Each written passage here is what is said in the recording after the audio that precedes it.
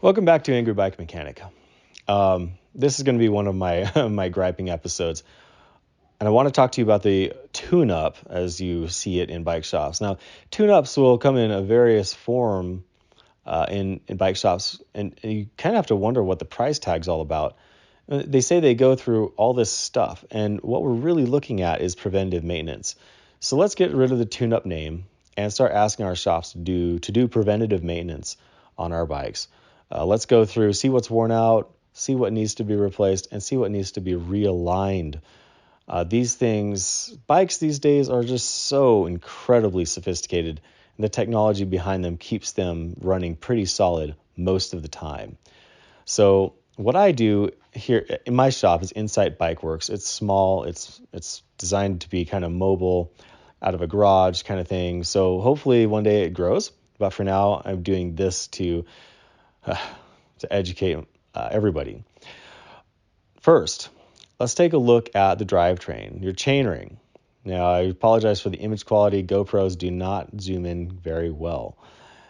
The chainring quality is going to determine how well a new chain can go on it.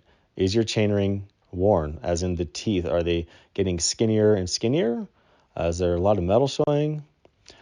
And then looking at the cassette, you're kind of looking at those same, looking for those same attributes in your chainring or your cassette teeth. That's going to determine if a new chain will fit on that. You know, some of these really, really fancy cassettes from SRAM, the XO1, the XX1, those cassettes don't wear out very easily for anything. So don't let that deter you from replacing your chain after it gets worn. A worn chain can do a lot of damage. So next I want to look at derailleur alignment. The rear derailleur, does that line up parallel to the plane of the wheel? And, you know, another thing to think about is there play in your bottom bracket? And to check that, I do a basic test. I wobble the crank, or I try to wobble the crankset while the bike is in the work stand, or you can do this on the floor.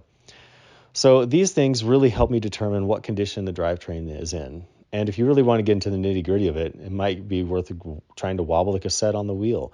You know, feel for looseness, play, and those things. Another thing you might do is see if your derailleur is loose at the fixing bolt on the frame.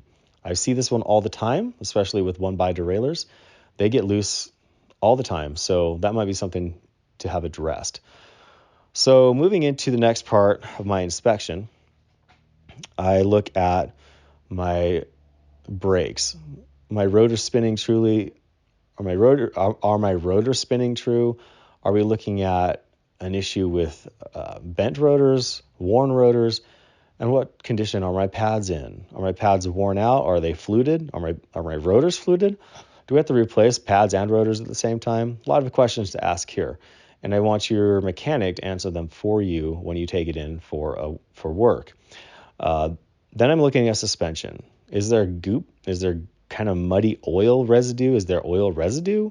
Is there dirt buildup? What's going on with your suspension that's going to indicate the need for service? And how many hours have you got on it? Do you have 100 hours? Let's do the preventive maintenance on basic service on your lowers and your air shock or your air can on your rear shock. So these things I look for. And then one of my favorite tests is just kind of drop the bike, pick it up, drop it on the ground. It can handle it. We jump our bikes all the time, so a little drop from about a foot is not going to damage anything, even if it's a road bike. These bikes are designed to withstand a lot of abuse with a rider, 200 pounds on it and whatever. So listen for anything rattling, anything that might be loose. You're listening for play, knocking. Did someone drop a ball bearing down your down tube? Is it rattling around inside your frame? Do you have a loose weld inside your rim? Is that rattling? And that's why this test is really useful. So these things are just part of my inspection that I look for in preventive maintenance for my customers. Again, I don't do a tune. And a lot of times a tune is just a kind of a pre-screen for what the bike might need, and then you end up paying a fortune more at the shop. Now, I want to keep shops in business, don't get me wrong, but I think shops need to approach this tune-up idea a little bit more smartly. Can I say that? A little bit more smartly? More intelligently?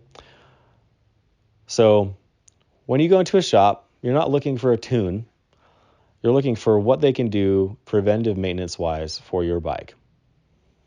All right, keep that in mind. Angry Bike Mechanic.